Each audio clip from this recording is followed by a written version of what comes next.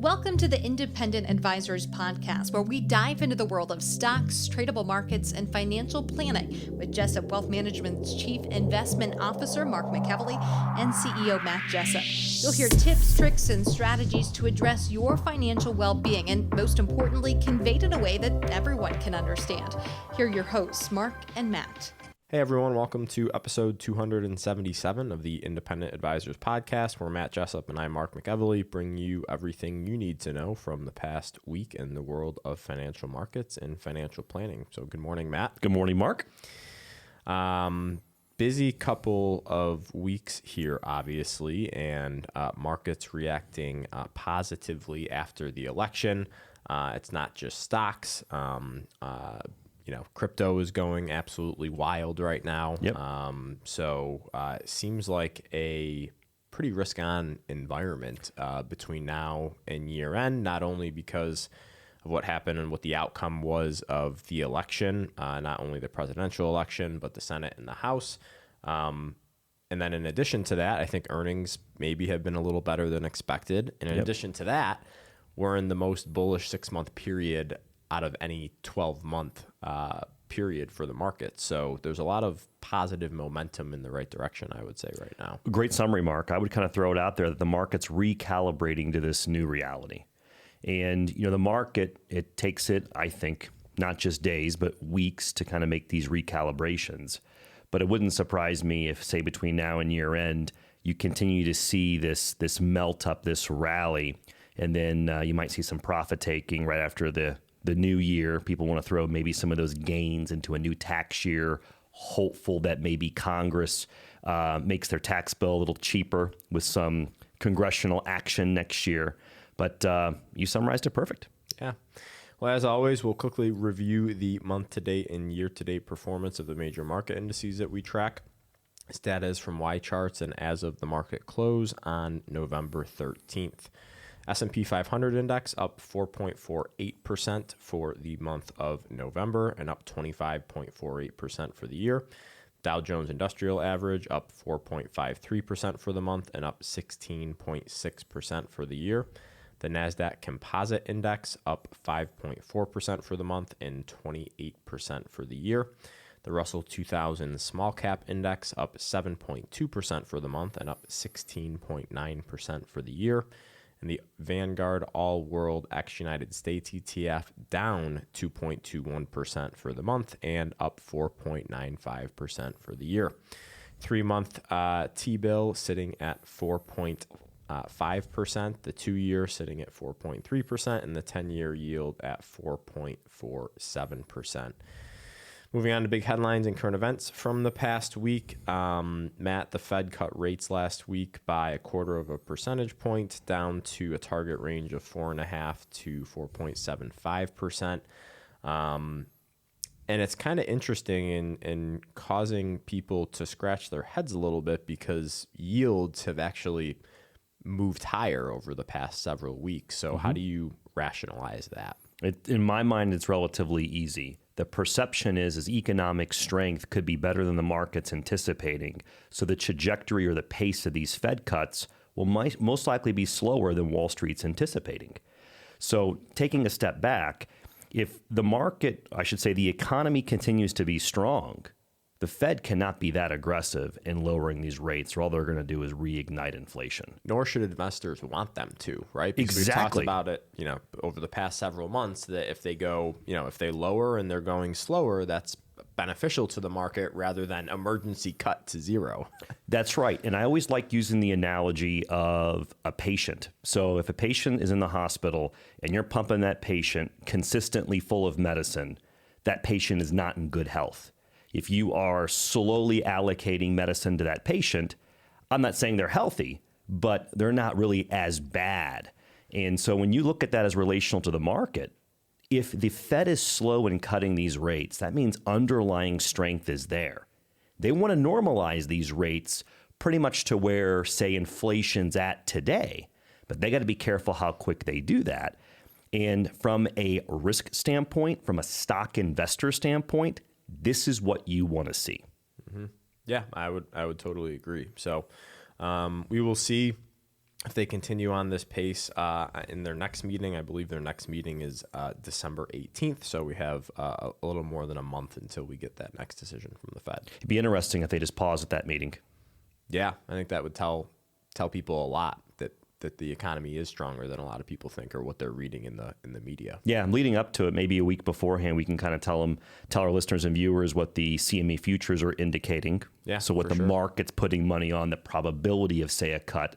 But again, just remember, listeners and viewers, and we've talked about it a lot, and Mark had a good reminder, the slower the pace of these cuts, when you look through the lens of history for the stock market, that tends to be good for equity investors. Yeah, for sure. I actually have it pulled up right now. Do you have a guess as to what the probability is that there's another cut? I'll throw out a guesstimate for you. I'm going to put it right around 48%. 79.3%. A lot higher than I would anticipate. Yeah. A lot higher. Yeah, meaning just slightly over a 20% chance that they hold rates steady. And you know what my immediate response in saying that type of number is? Going back to what you said a couple of seconds ago. When you look at yields, what have happened to yields, Mark, especially on the longer end, over the past, say, 6 weeks? Risen. They've gone up. Mm-hmm. So the market is telling you that things are a little bit stronger. And I think that at some point is going to be putting a potential pause for the Fed. Now, maybe the market's trying to interpret, say, some of the political pressure, that maybe the incoming administration, they want interest rates lower. Maybe that's part of it. Interesting, though. It's that high, in my opinion. Yeah, very interesting. Yeah. Moving on to tweets, articles, and research from this week. First thing I had was an article from the Wall Street Journal on November 11th titled, "Does Warren Buffett Know Something That We Don't?" And Matt, I'm sure you can see where I'm going to be going with this. Oh, it's going to be fun. But I just wanted to read just a few sections from this article and then talk about some takeaways. They say, quote, "Berkshire Hathaway is hoarding cash in a pattern seen before the financial crisis, but it has a new reason this time. Warren Buffett, who has quipped that his favorite holding period for a stock is forever, continues to have substantial money at work in American companies, but he has never taken this much off the table either, a whopping $325 billion in cash and equivalents, mostly in the form of T-bills. He's cognizant of the fact that markets gyrate and go to extremes," says Adam Mead, a New Hampshire money manager and Buffettologist. That's the first time I've heard that term before, Buffettologist. Wow, I'm hearing this for the first time.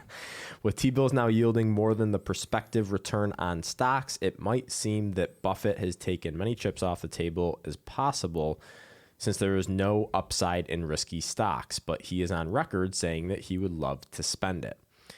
So a couple takeaways from this, 4 specifically, Matt. Number one, we've been hearing for years that government bonds offer a more attractive return than stocks. I think back in 2017, there were people saying stocks are only going to do 3 to 5% per year for the next decade. That hasn't come to fruition. Number 2, Buffett does not have the same risk tolerance or time horizon as most investors out there. 99.99999% of you out there do not have the same risk tolerance or time horizon as Buffett. Buffett has gone through 40, 50, 60% drawdowns in his portfolio, which he can handle. Most people cannot, right?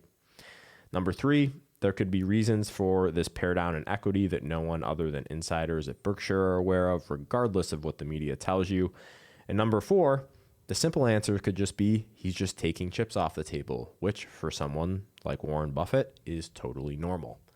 I think there was a couple articles several months ago or earlier this year when he was selling out of his Apple position. Everyone was freaking out and was like, "Oh my God, what does he know? What's Apple, going on?" Yeah, is Apple not going to be the head honcho anymore?" And the stock continued north. The stock continued to go up. So when you see these types of articles, like we've said in the past, take it with a grain of salt. There could be a lot of reasons why he has a higher than normal cash position right now. So I just don't like the fear-mongering aspect of articles like this, especially the headline. Yeah, I got a couple takeaways. This is not in priority order. First is, what is the percentage of the cash relative to the total assets of Berkshire? And let's compare that back to 07 and 08, right? Because I know we're doing the headline number of over $300 billion of cash, but what percentage is that? Yeah. Okay. And I think you know where I'm going with that. The second aspect is, they have to do larger acquisitions to move the needle. He's been upfront about that. They're not back where they were 20, 30 years ago. So if they're going to take a company private and they want it to meaningful add to their EPS, it's going to have to be a larger acquisition. And so now they're at the point where if they're going to do something like that, they would need this type of war chest to do it. Right. I would like to speculate on the record. Boeing. Yes. Yeah. Okay. I would like to speculate that I do think it would be a great fit because the issues that Boeing has been very public. I think it would be a good fit for a long-term turnaround. He could be patient with it. It has a wide defensive moat, and he can start to bring confidence back. And I think that would be a good acquisition for them. It'd be great news for the stock because, man, it's had a rough ride. Yeah, this is not a recommendation for or against Burke or Boeing. And I obviously know nothing. So I'm going to put all that on the record. Nor would I be an advocate to be buying equities just on the hunch that something's going to get bought out. Correct. I'm not an advocate for that either. I know you are not. Yeah. Now, the other aspect that I think is talked about in news articles and in research is his time horizon. You got an individual that can take profits off the table, wait literally years to buy, say, some sort of geopolitical sell-off or some sort of unforeseen recession that's immediate, right? Most investors, they got to stick to their game plan. And let's just face reality. There's times where even people like Buffett underperform. And he's made some, I could say retrospectively, of course, in recent times, he's made some poor decisions. But when he has time on his side, what happens, Mark? All that stuff evens out. So you could be very critical over the past 5 years and say he did X, Y, Z wrong, ABC wrong. But you get a decade down the road, that will most likely be offset by, but you know what? He did this, he did that. And so I think that investors need to take that and apply it to their portfolio. So when the next 2022 comes along and you want to take action, I got to protect this. I'm retired now. I worked hard to accrue this. You got to have that long-term perspective and work the averages to your advantage. Yeah. Great way of saying that and summarizing that.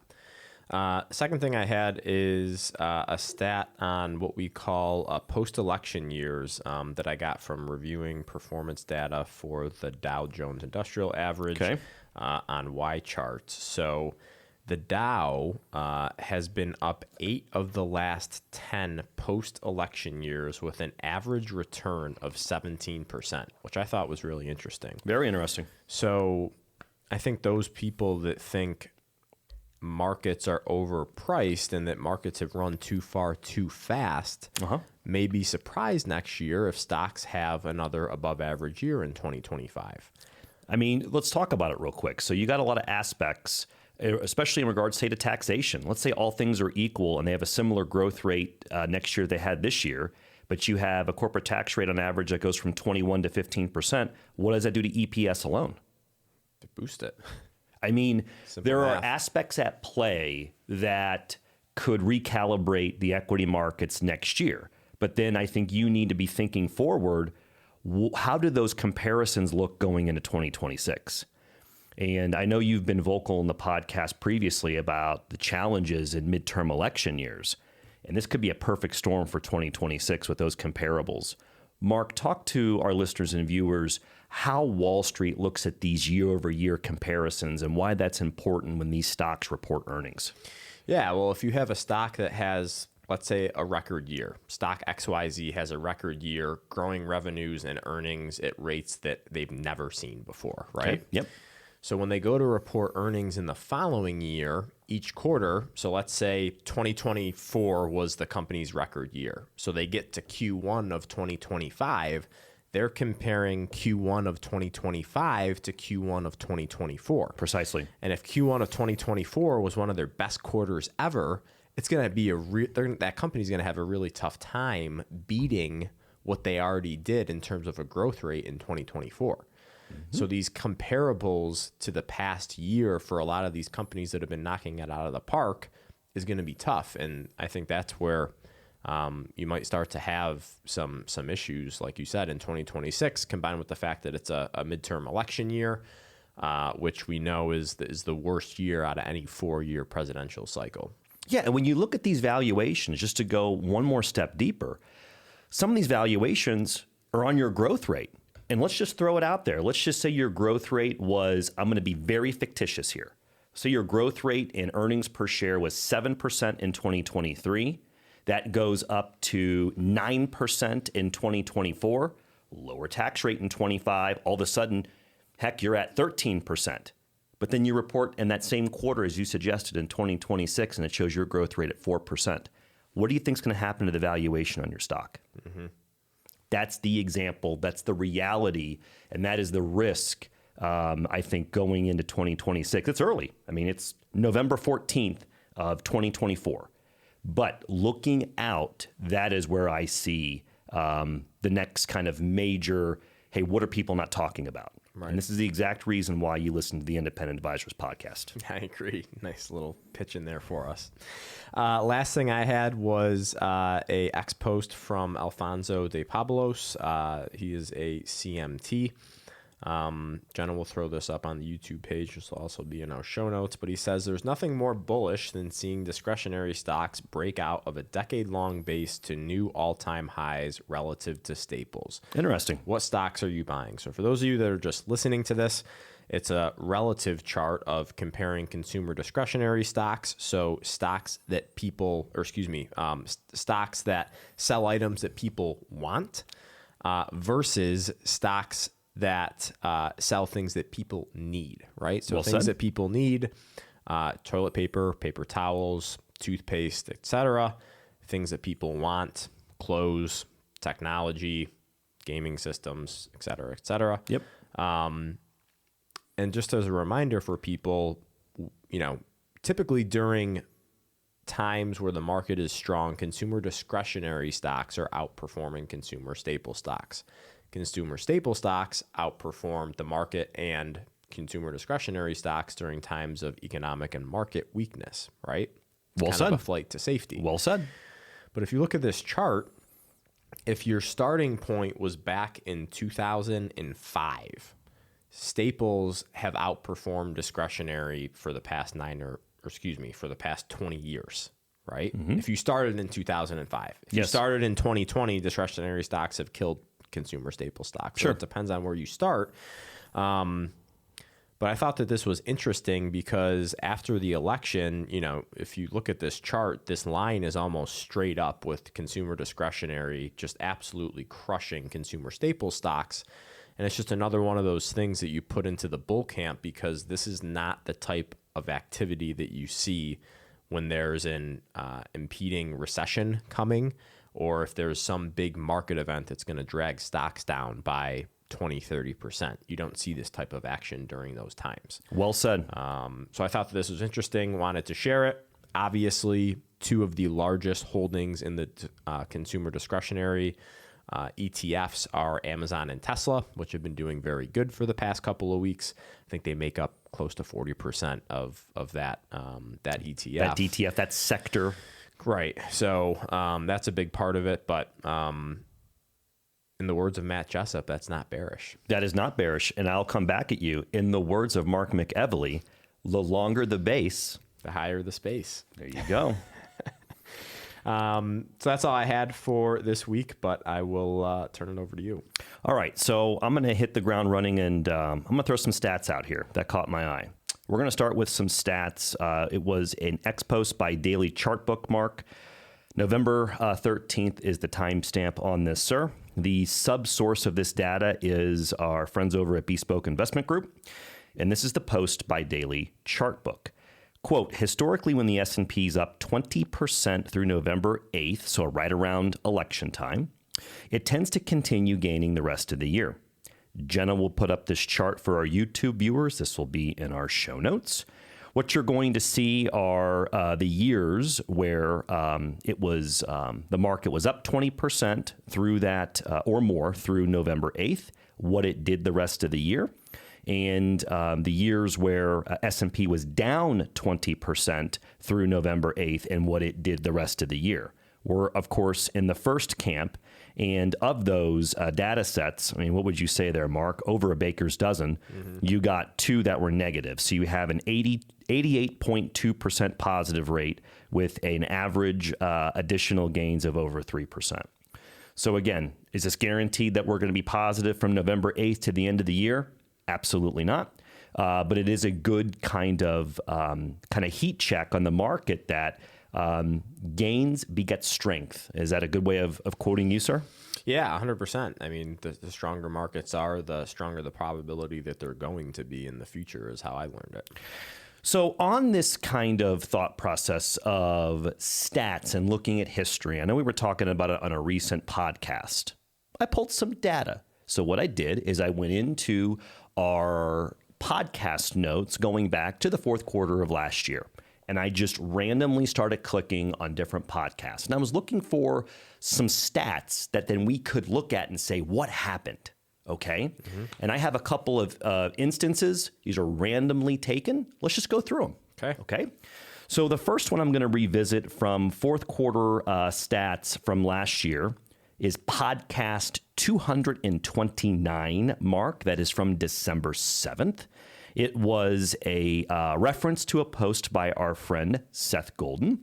And Seth had this piece that was in regards to the 2024 presidential election year.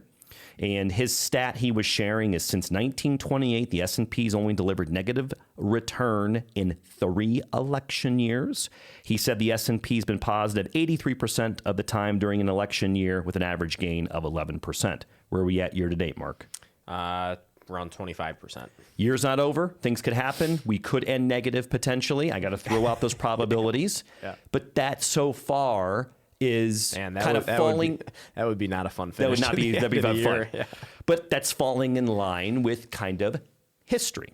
Okay, that doesn't always work this way. Next, I randomly picked podcast 229. Mark, you highlighted this one from that specific podcast. This is also from a friend of the podcast. Callie Cox posted this on November 27th of 2023. This is what she had at that time. Quote, when stocks rally like they have over the past month, 8.9% since October 25th, and we're talking about last year, momentum usually leads to more momentum. You were just talking about this a couple seconds ago. Want to fight a market firing on all cylinders? Question mark. Good luck, Callie said. And so what she was showing is the average returns after that type of strength and that time period she mentioned, 12 months later, was 8.7% when it didn't rise, but 14% when it did. We're clocked about a year later, and we're over that number. Right. Okay? Well over that number. Well over that number. I got one more for good measure. Another friend of the podcast, this is going to be Ryan Dietrich. This is podcast 230, December 14th. This is showing a chart that Ryan put together. Huge monthly gains, like we just saw, tend to mean more strength. I did not pick these on purpose. I swear this is all by happenstance. Okay. So this is what Ryan's post said, and I quote, the S&P added an incredible 8.9% last month. And this was referring to October of 2023. Thank you, sir. Right, yeah. Yep, which was the 18th best month ever since 1950. Here are the previous top 20 months ever and what happened next. The good news is... November 2023. My bad. Thank you for clarifying. November 2023. Thank you for clarifying. It says the good news is a higher a year later, 80% of the time, and up another 13.3% on average. Could have a lot of bulls smiling in 12 months. I'm smiling. I'm smiling as well. So it's interesting, and Jenna will put up that chart for our YouTube viewers. I should have said that a second ago. And this will be in our show notes from the previous, and we'll try to delineate. Maybe Jenna can put some special markings that these are. She can put like the podcast episode and the date. that this is referencing some previous stats, but I wanted just to reference. I cherry-picked random ones just to pick that podcast, what's in there. And then, boom, it was a stat. I just grabbed it. Right. So it's just interesting. I know we talk a lot about stats, but, history tends to repeat itself for the market. At least you have a guideline for how things acted in a similar market. Any other comments before I go on to my next? No, I think this is the reason why we highlight these types of individuals in our industry rather than just talk about what people are talking about on CNBC, for example, because these are the people that don't get all of the media attention that me and you believe should be getting the attention. The people that are posting on X, the people that are writing on Substack, the people that have their own blogs put out a lot of really good content and data and put their opinions aside and just give us the raw data, right? And what were we just 3 for 3 on things that we talked about in the fall of next year of what the S&P did when this happened? What's the performance a year later? When you look at the lens of history. It all lined up, right? And I'm not saying it's going to every single time, but that was just a really good example of why people should be listening to these people that we always share their content rather than listening to talking heads on major media news outlets. Little do you know, Mr. McEvely, you gave me the perfect segue to item number 3, sir. Okay. So when I was revisiting these things, I saw a couple of items we discussed in the fourth quarter of last year where they were opinion-based, not based on historical data, okay? One of those headlines, Jenna will put this up for our YouTube viewers, is a headline from podcast 227, Mark, the date, December 1st of 2023. The headline, in bold, font size, God knows, has to be at least font size 30 plus, is the Federal Reserve will cut interest rates 6 times in 2024 as the economy shows clear signs of cooling down, ING says. Now, you missed the clear verbiage that was used there. I'm going to say it one more time. I want it to resonate with our listeners and viewers. The Federal Reserve will cut. Will cut. And they didn't cut 6 times. No, they did not. Okay? So here's my point. Lots of discussion about the new administration and how their policies will affect interest rates. No one knows exactly, of course. My thoughts are this, and I mentioned this at the top of the podcast. Stronger the economy is and remains, the slower the Fed's going to cut rates, which tends to lead to a good stock market when you look at it from the historical perspective. You'll continue to see big calls on interest rates. I say you watch the economic data as the tell for how fast they will lower, if they do at all. And my final disclaimer is, in a normal uptrend, you will have sell-offs. You will have pullbacks. Those are normal. You'll have people come out of the woodwork after the next correction and sell off and say, that's it, the market's at the high. Could it be? Of course. But I think you got to play the long game. And right now, things to me are not screaming bearish. Mm-hmm. Yeah, it's just, again, the fact that we still get these types of people saying these kinds of things year after year after year is, to me, it's just exhausting. Like, again, what's the definition of insanity? Doing the same thing over and over again and expecting a different outcome. Yeah, it's just like a joke, whether it's talking about how many times the Fed is going to cut or what the return is going to be for the S&P 500 or what certain growth rates are going to be for the economy. It's like, this stuff doesn't matter. Like, no one can predict the future, and people are telling you that they can. And some people will honestly probably read that and believed it, right? And took action. And then they're going to look back and say, oh, the Federal Reserve is going to cut 6 times. When was the last time the Federal Reserve cut rates? And they're going to look at 2020 and in 2008. You got recent. Then we talked about recency bias on the podcast recently. So it's just, yeah, it's a shame that this stuff is still posted on major websites. I think this was, what was this, Yahoo News? Yahoo Finance, Business Insider? Yeah, Yahoo Finance, Business Insider, yep. It's crazy to me. Absolutely crazy. See, what's going to be really interesting with the evolution of technology and AI, everything we talk about in this podcast, for lack of a better explanation, is time-stamped, right? It's going to be interesting how we try to do our best to deliver content that is... we're very good in delivering it very fact-based, and we're very good in delineating, this is my opinion. Mm-hmm. And let our listeners and viewers, derive, their own action or opinion from that point. But I think we do a good job in delivering this in a very balanced manner compared to some of the shock and awe headlines. Yeah, I would agree, and we couldn't do it without all the people where we share their content. There's just a lot of really good people in our industry that are hardworking and take the time to pull out all this data and make it digestible for everyday Americans to understand. And I think we do a good job aggregating that. Yeah, so it's just one of those things that if we were able to push people in the direction of, subscribing to Ryan Dietrich's blog or following Seth Golden on Twitter, then that makes me happy. And I think we're pushing people in the right direction into what they should be listening to. Love it. So. Before we transition to our financial planning topic of the week, we got Taylor Ledbetter on the podcast, fan favorite. Anything you want to leave our listeners and viewers with, Mark? No, I don't think so.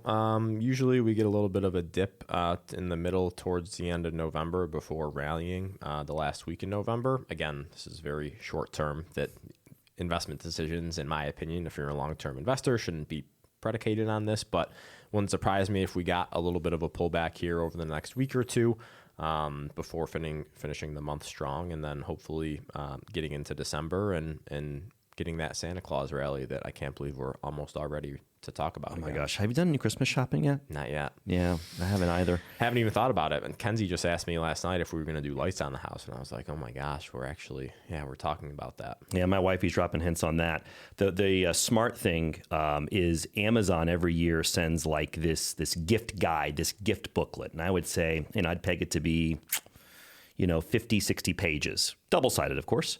And of course, when that starts coming in the mail, the kids start like getting out the Sharpie and highlighting the stuff that they want, right?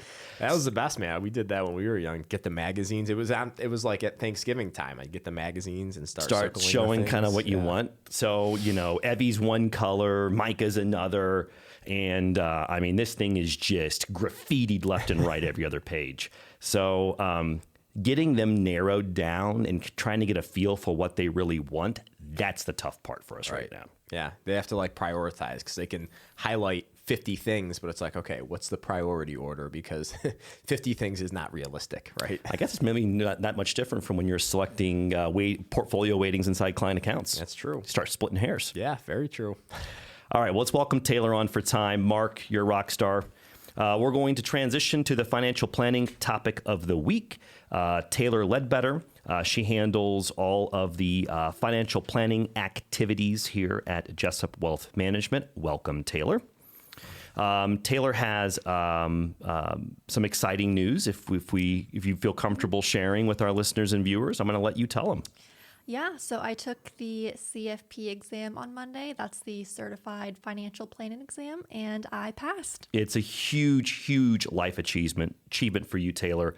You worked so hard to make this happen, and I know everyone here at the firm, but I know everyone who cares about you, clients, friends, family, everyone's probably ecstatic. So just congratulations. Thank you so much.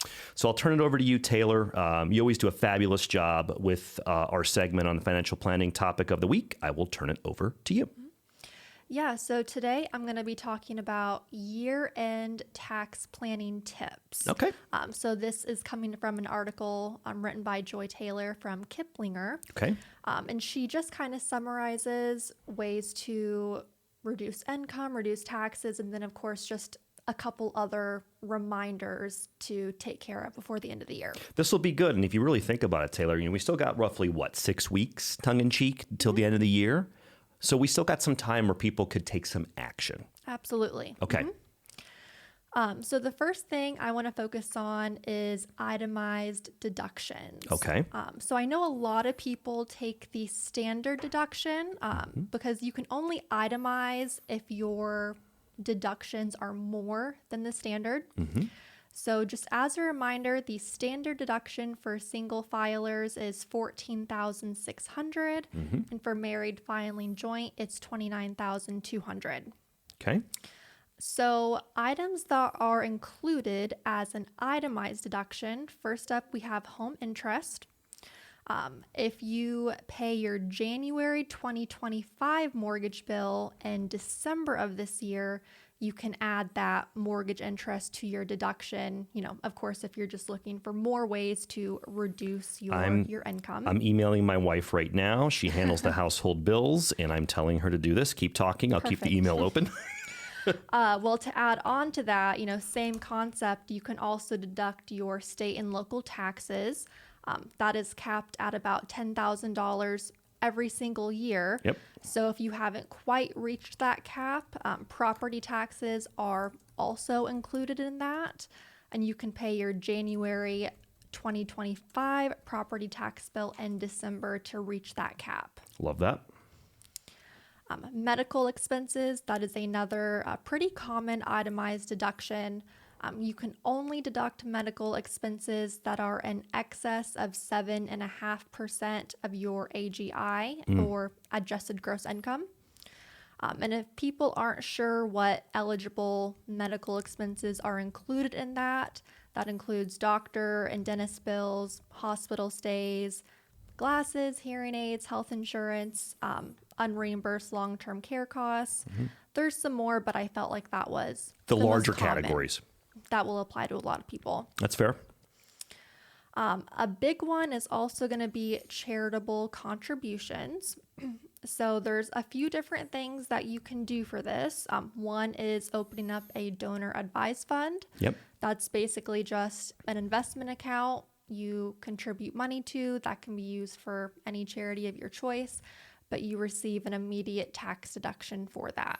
Now, on the Jessup Wealth Management website, for our new listeners and viewers, Taylor has a specific blog that she has posted monthly fresh content to on a consistent basis. I know for a fact that you have a blog post that's specific to donor advised funds, that you can go to the Jessup Wealth Management website, go under Taylor's blog, and it will be there. Tailored Finance is the section of the blog. Yes. Yep. And I think that's the donor advised fund is a pretty easy way to set the charitable contributions up, especially if you want to do that, systematically every single year. Love that. Another alternative for these charitable contributions is, what type of asset or property to actually donate. So one thing you can do is donate what's called appreciated long-term gain, capital gain property. So that would be like stocks and mutual funds, because normally you can deduct the entire fair market value from your income. Yep. And the advantage there is if you're, donating really high long-term gain property, you don't have to pay tax on that large gain in your account. Correct. One other note is that you should not donate lost property, because it kind of does the opposite of what we just talked about. Whenever you donate lost property, you're losing out on that loss deduction on your taxes, as long as it's not a personal loss. Love this advice. A couple of logistical pieces of advice for listeners and viewers. First is, a lot of these custodians that might hold, say, your stocks or your mutual funds or your bonds, they tend to get a lot of these requests at year end. And what tends to happen is if you get, say, past December 15th, they will tell you that your request is on a best efforts basis. So I want to get ahead of this, that let's just say we have a listener right now, Taylor, that's fictitiously with a Fidelity or a Schwab. When you put that request in, say, on December 22nd, I don't even know if that's a business day, but let's run with it. They're going to come back and say, we'll do our best to fulfill this request to donate this stock to XYZ charity. You're going to go into a queue, and we'll do the best we can to fulfill this request. And I want to get ahead of that if a listener and a viewer is thinking about doing something of this nature, if you want more time to consider that decision, it still could be fruitful to call up your custodian who holds your assets and ask that question. What is your deadline to where the request I have is guaranteed to happen before year end? And I wouldn't be a bit surprised if the average is going to be the middle of December. Is that a good kind of reminder? Yeah, I think so. And you definitely don't want to wait too late, because December can be a pretty busy time of the year for custodians, just between, of course, the these types of charitable contributions, RMDs, You got it. saving into accounts, things like that. And the other thought that comes to mind, Taylor, are what I call tax lots. So it's not uncommon. I'm going to fictitiously pick a stock, a large one. Mark was talking about Amazon earlier being a part of a certain consumer discretionary ETF. Let's say that a listener owns Amazon, and let's say that they bought it different times over the past, different purchases, i.e., different tax lots. When you are donating that stock, you are going to want to pick the tax lots that you are donating to that charity. And obviously, based upon your advice, it could be fruitful for them to pick a tax lot with a lower cost basis. So that's something that you could obviously consult your tax professional about or your financial advisor. But that's the type of work, as an example, that Taylor Ledbetter does for our clients here at Jessup Wealth Management.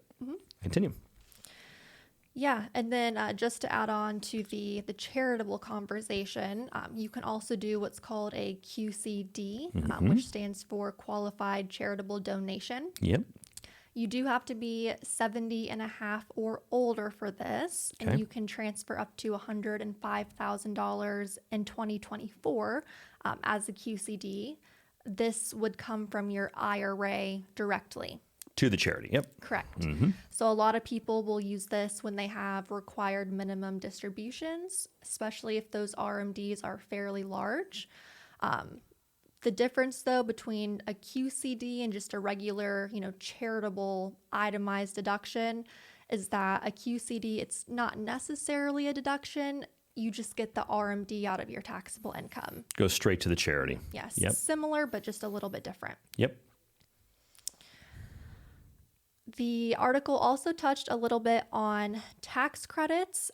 So something I did want to throw in here is that if you purchased an electric vehicle, there is a tax credit for that. If you purchased a brand new electric vehicle, you get a non-refundable credit up to $7,500. If it was used, that max credit is $4,000. My only thought when you just mentioned the electric vehicle tax credit, Taylor, is there is some political rumblings with the incoming administration that they might be removing the EV tax credit from the tax code next year in 2025. Now, that would take congressional approval, but just throwing that out there that, that's something you might want to do further research on, that if you're on, say, the fence about an electric vehicle and you're thinking in the short term, might want to do a bit of research because it might be beneficial to kind of know I'm going to get that, then roll the dice going into next year. Yeah, absolutely. Because that's a big credit, but anything can change. That's right. That's the disclaimer. And something I also wanted to point out is that I referred to this type of credit as non-refundable. Okay. So, good to point out. Yeah, generally speaking, there are non-refundable credits and then there are refundable credits. Okay. Say that you filed your tax return and maybe you owed nothing in income tax. Okay. But if you have a refundable credit of, say, $1,000, you actually get $1,000 as a refund. Got it. Whereas a non-refundable credit, same scenario, maybe you don't owe any federal taxes, but you have a non-refundable $1,000 credit, Yep. you don't get that refunded. So that's the Love main that you difference. delineated that. That's awesome. And then lastly, just a few reminders of things that you should be thinking about before December 31st. I know we've talked about, all these topics I'm about to touch on before, but first is the annual gift tax exclusion. Just as a reminder, you can gift up to $18,000 to each or per individual. That number is $36,000 if you elect gift splitting with a spouse. So people will do this mainly to get assets out of your estate. Yep. If you have thought about college planning for kids or grandkids, there is a special election when it comes to gifting money to what we call a 529 account. A 529 account is an education account. You can actually gift 5 years worth of the annual exclusion in 2024 to a 529 account, and not have to worry about any type of gift tax. And a lump sum if you wanted to. Love that. Yeah, so that number is $180,000. Of course, that's if you are gift splitting. Got it. Another reminder before December 31st to max out any 401k or IRA contributions. So again, 401ks, the deadline is December 31st. But something nice about IRAs is you do have up until April 15th of the following tax year to make a prior year contribution. Yep. And then, of course, we talk about tax loss harvesting sometimes on the podcast, which I know we take care of a lot of that in-house, but just realizing any capital losses to offset any large gains for the year. Yep. So if you are a self-directed investor and you have after-tax investments, you definitely want to take a peek before year end and definitely consider that topic. Again, that's another one of those on your blog. I know you have previous post regarding this topic. If you have further interest, listeners and viewers, you might want to check out the Tailored Finance blog on the Jessup Wealth Management website. Yeah, and the last item I wanted to touch on, which I think is pretty important, is just reevaluating your federal income tax withholding and your estimated tax payments for 2024, because if you do underpay taxes, you are subject to a 5% penalty on that underpayment. So if you do need to withhold more, like Matt said earlier, we still have about 6 weeks.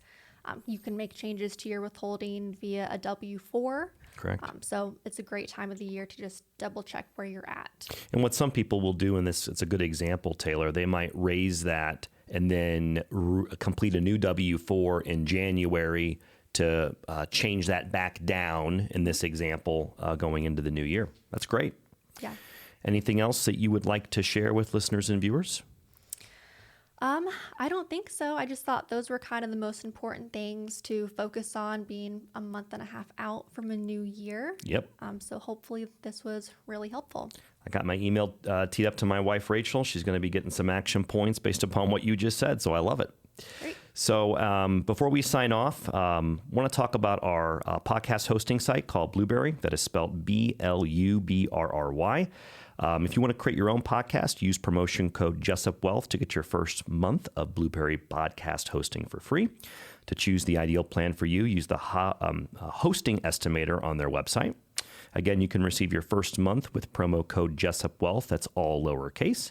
And if you're looking for a piece of AI software to help you note take and summarize a meeting, we highly recommend Firefly's AI software. Use the link in the show notes below to purchase your subscription and make life a little bit easier. As we sign off from the podcast, I feel like Mark and I did a good job in articulating kind of our views and thoughts on things currently here. So I hope everyone has a good upcoming weekend here. Thanks for listening to episode 277 of the Independent Advisors Podcast, and we'll see you next week. Thank you for listening to the Independent Advisors Podcast. If you're interested in hearing more, hit the subscribe button so you can be notified every time a new episode gets released. Feel free to share with friends, family, and follow us on Twitter at Jessup Wealth, Facebook, and LinkedIn. Mark and Matt will continue to share beneficial information on these social media sites. Also, check out the podcast tab on their website. That's www.jessupwealthmanagement.com. There you'll find links to every episode of the Independent Advisors. Have questions or topics you want to discuss on the show? Message us on Twitter, LinkedIn, or send an email with the words questions and topics in the subject line to inquiries@jessupwealthmanagement.com. We'll talk about it right here on the podcast. Certain sections of this commentary may contain forward-looking statements based on reasonable expectations, estimates, projections, and assumptions. Forward-looking statements are not guarantees of future performance and involve certain risks and uncertainties which are difficult to predict. All indices are unmanaged and are not available for direct investment by the public. Past performance is not indicative of future results. This podcast is provided for general informational purposes only and does not constitute either tax, legal, or financial advice. Although we do go to great lengths to make sure our information is accurate and useful, we recommend you consult a tax preparer, professional tax advisor, financial advisor, or lawyer regarding your specific circumstances. Investing involves risk, including the loss of principal. No strategy can guarantee any objective or goal will be achieved.